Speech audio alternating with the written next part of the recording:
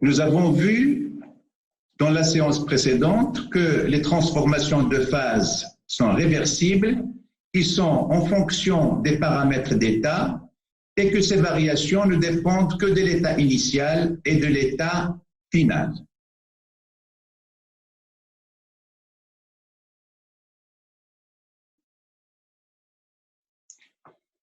La règle des phases, nous nous bornerons ici à son énoncé usuel.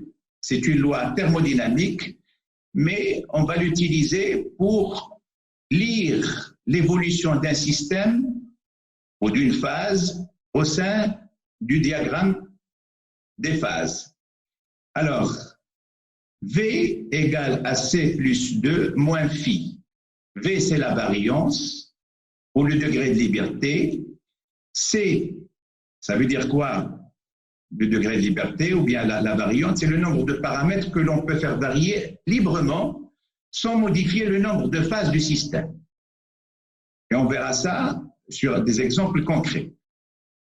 2, c'est relatif à la température et pression.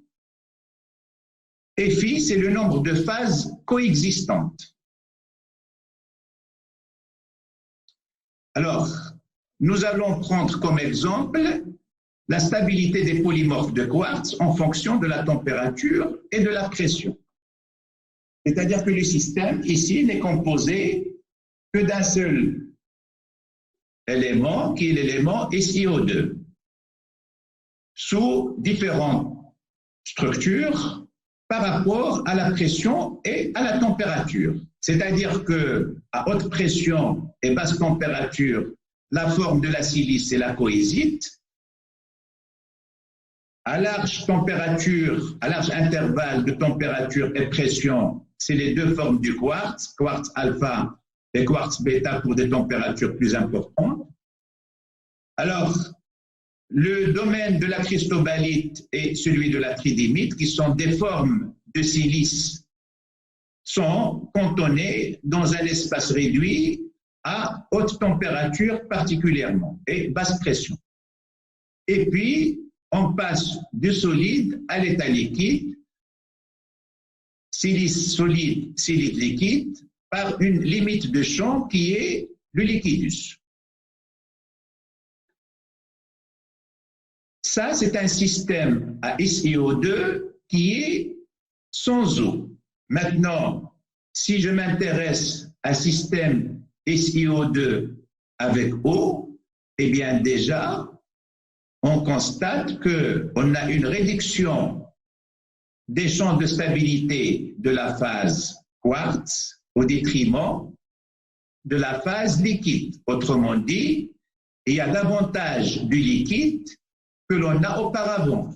Il suffit de comparer les deux formes de diagramme. Ici, SiO2 anhydre, là, SiO2 plus H2O. Le fait d'ajouter de l'eau au système a pour effet de réduire la température de fusion. Le champ ici, liquide, empiète sur le domaine solide, à tel point que le champ de la cristobalite et celui de la tridymite est presque réduit, voire effacé, lorsqu'on ajoute de l'eau au système.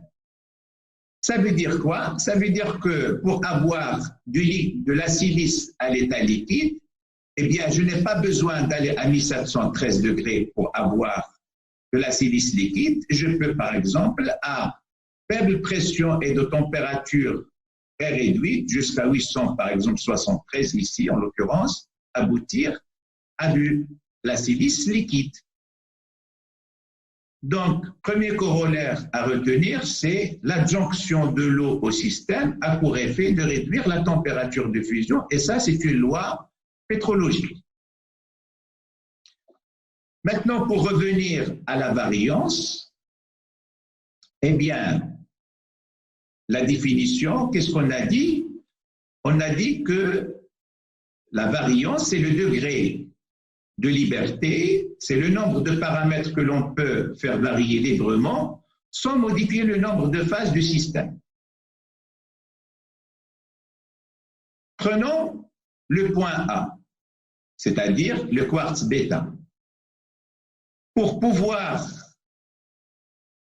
déterminer un point dans ce champ-là, eh bien, j'ai besoin de connaître et la pression et la température. Si je veux appliquer la loi, V égale C plus 2 moins phi, C, c'est un seul constituant, 2, c'est la température et pression, et phi ici, je n'ai qu'une seule phase, c'est la phase quartz bêta. Le constituant, c'est SiO2, la phase, c'est quartz bêta, le nombre de paramètres, la température et pression égale à 2, donc V est égal au nombre de constituants qui est 1, plus 2, la température et pression, c'est 3, moins phi, une seule phase quartz bêta, donc V est égal à 2. Et donc mon système au point A est dit bivariant. Autrement dit, je dois connaître et la pression et la température pour localiser mon système à l'intérieur de ce champ-là, qui est défini par la pression et la température.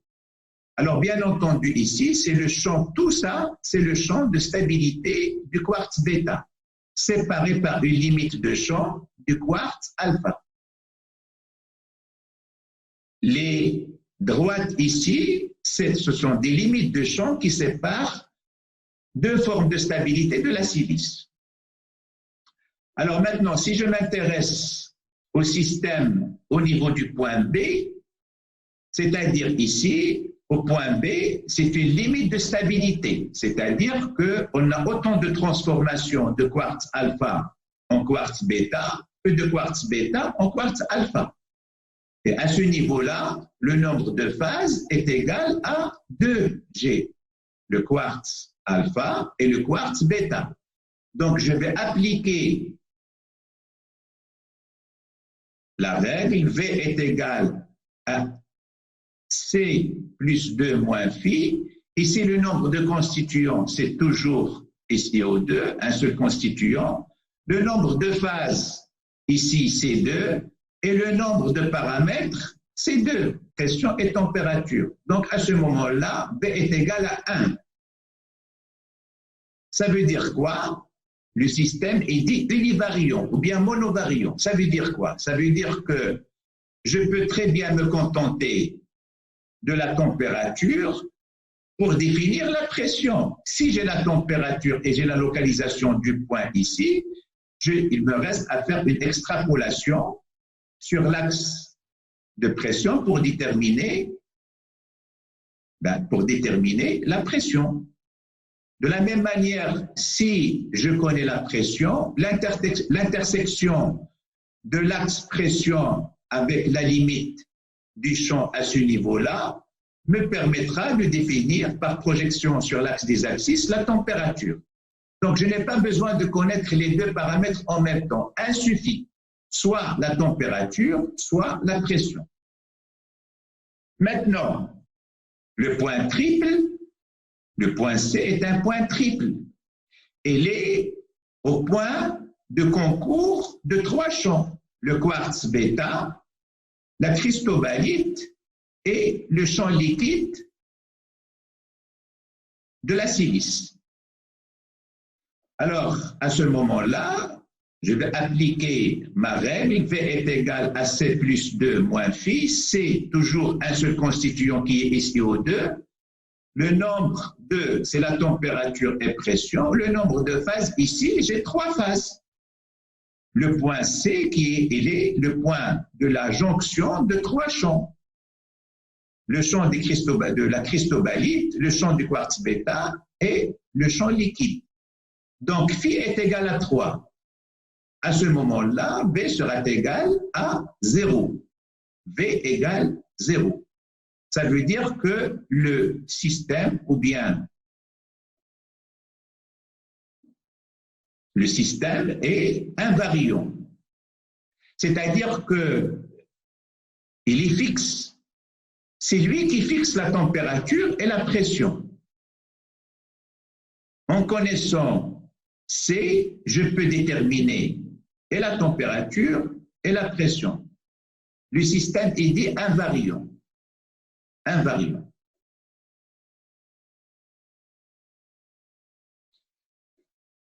Alors, là, nous avons vu le diagramme des phases de la silice avec ou sans eau. On peut aussi donner un exemple de diagramme de phase de l'eau. L'eau, bon, avec ses différents champs, solide, liquide, vapeur. Le point de fusion à une atmosphère à 0 degré C. Et de la même manière, ici, on a des champs, des limites de champs entre liquide et vapeur. Là, on passe par évaporation, on passe du domaine vapeur au domaine liquide par condensation. Et bien sûr, ici, on a aussi bien de l'eau vapeur que de l'eau liquide. Comme ici, on a sur la limite de champ aussi bien des cristaux d'eau, donc de l'eau liquide. Et là, c'est le domaine de la sublimation. On passe de l'état solide à l'état vapeur et par condensation de l'état vapeur à l'état solide. On peut observer ici qu'au niveau des limites de champ, une faible variation de la température engendre une augmentation ou bien une présence plutôt du domaine solide sur le domaine liquide. On a davantage de cristaux liquides pour du cristaux solide que de l'eau liquide. Et de la même manière, avec une faible diminution de la température, on peut passer du liquide au solide.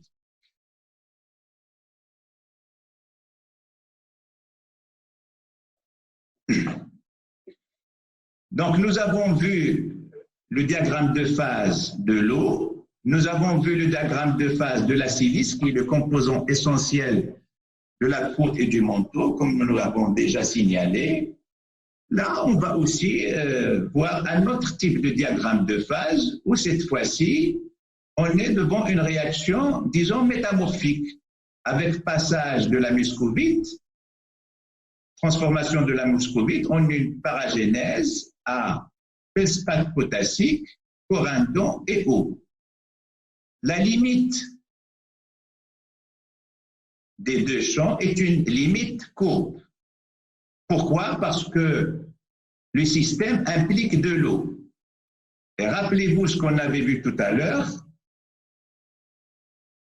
entre le système sans eau et avec eau, les limites de champ ici, solide-liquide, qui était une limite rectiligne, avec l'adjonction de l'eau au système, cette limite est devenue courbe. Donc, un des critères de présence d'eau dans le diagramme de phase, c'est le type de courbe.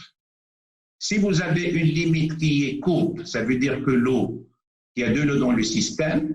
Si vous avez des limites qui sont rectilignes, ça veut dire que le système est anhydre.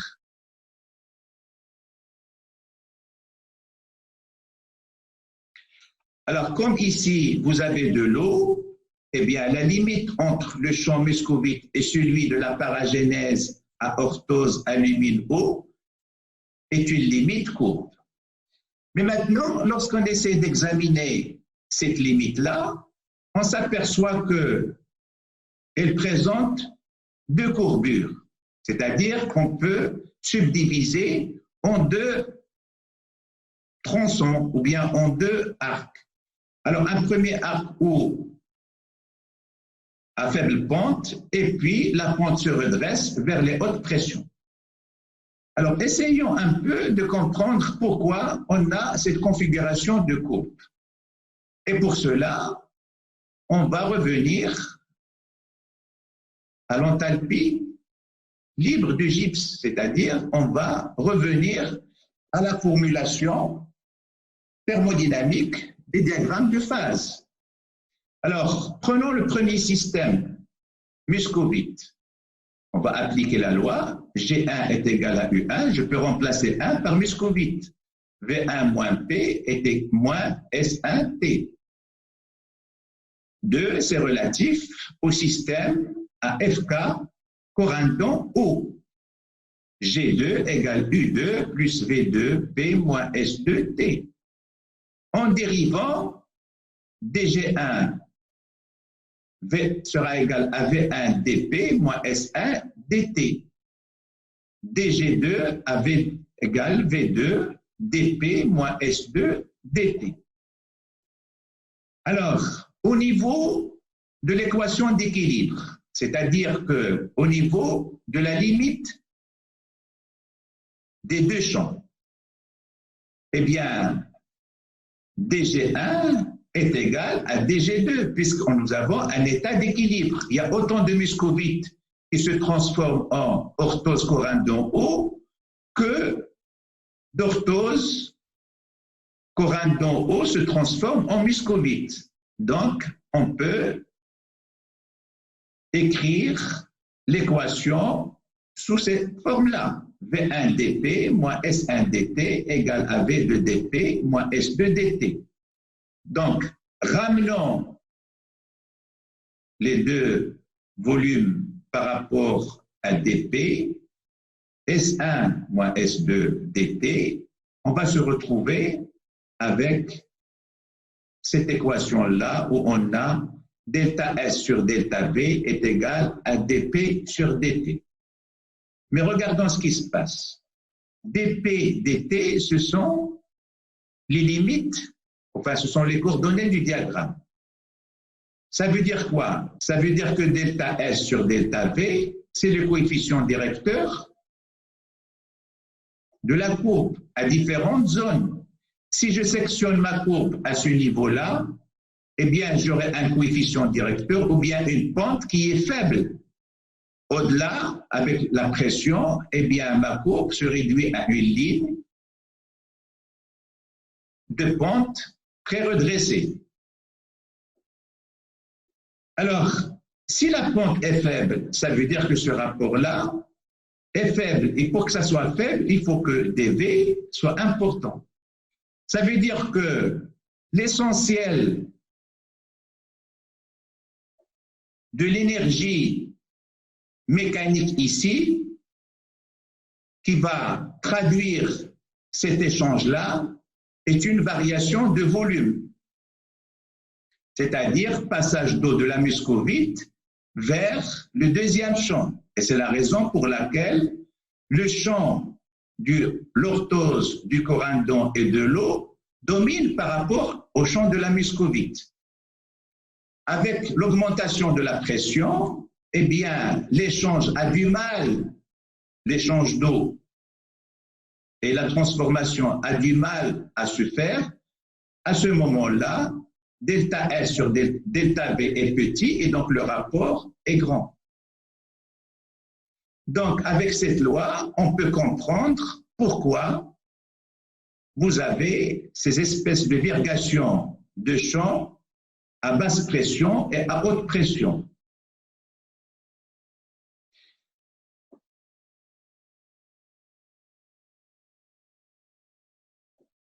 Maintenant, jusque-là, on a étudié les diagrammes de phase avec une seule phase, celui de SiO2. On a vu celui métamorphique avec plusieurs phases. Ici, on va étudier un autre type de diagramme de phase impliquant deux phases, c'est un système binaire impliquant deux phases, quartz, albite, à 2 kbar d'eau, c'est-à-dire on fixe la pression et on ne travaille qu'avec la température et la composition chimique. Ce diagramme de phase impliquant le système quartz-albite est réparti en différents champs de stabilité. Vous avez ici le champ liquide, c'est-à-dire tout le système à quartz-albite est à l'état liquide ici.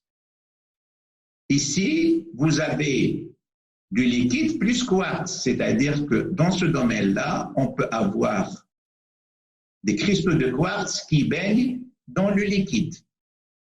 Et là, vous avez la courbe liquidus séparant le domaine liquide du domaine liquide plus cristaux.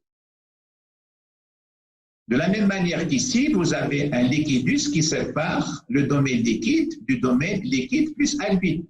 Autrement dit, ici, on a possibilité d'avoir des cristaux d'albite qui baignent dans un liquide formé de l'albite et du quartz.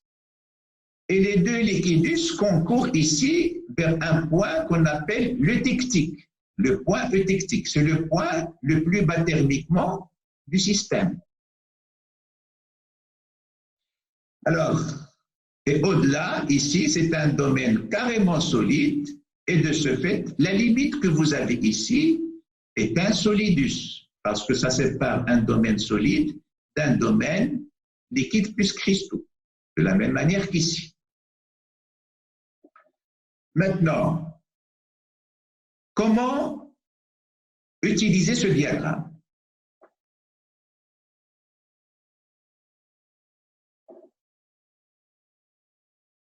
Prenons un liquide de départ qui a la composition A0. La composition A0, il suffit de la lire sur l'axe des abscisses. L'axe des abscisses est défini par deux coordonnées, le quartz et l'albite.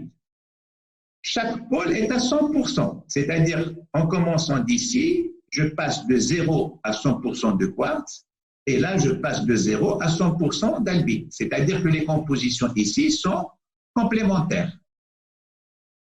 Le point A0, ça veut dire que j'ai 90%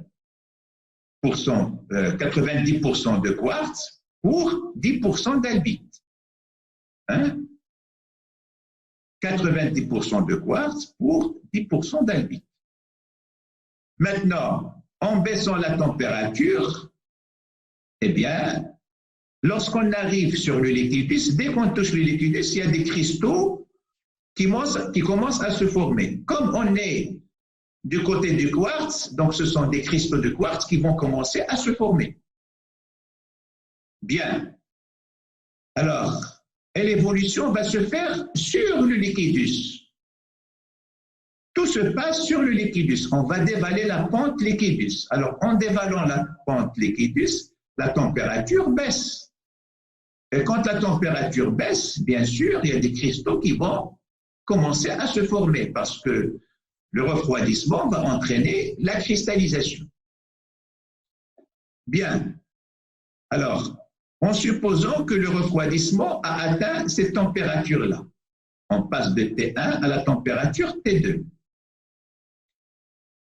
On peut, à ce moment-là, du moment qu'on a opéré une cristallisation, on peut calculer la quantité des cristaux qui se sont formés et la quantité du liquide résiduel. Alors, en partant d'ici, bien sûr, on a 100% liquide. Au point A0, on a 100% liquide. Et ça reste 100% liquide jusqu'à la dernière température qui précède la cristallisation. Pour déterminer la quantité des cristaux qui se forment, eh bien, on va prendre cet arc de solidus qu'on va projeter sur l'axe des compositions et on va comptabiliser le nombre de gradations. Par exemple, en passant de T1 à T2, eh bien, on a mesuré ici 3 graduations. Alors, la quantité des cristaux qui se forment, ça sera la distance EF sur CF, ici, EF sur CF, c'est-à-dire cette partie-là qui simule une cristallisation par rapport au trajet total. Autrement dit, ici, nous avons 1, 2, 3 graduations. Comme chaque graduation est à 10, donc on va dire qu'on a 30 sur le total, 10, 20, 30, 40 sur 40. Donc, on a cristallisé 75% du liquide. Mais on n'a pas tout cristallisé.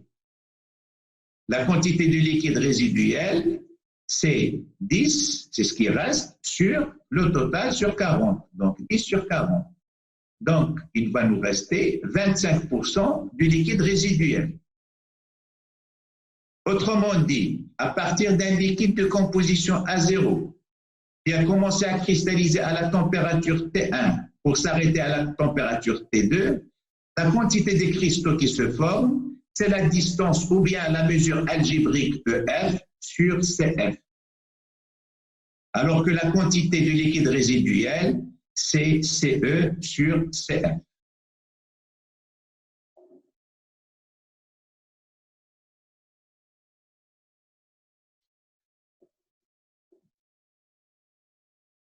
Alors, quand le liquide va arriver au point eutectique, à ce moment-là, le quartz et l'albite vont commencer à cristalliser ensemble jusqu'à épuisement total du liquide.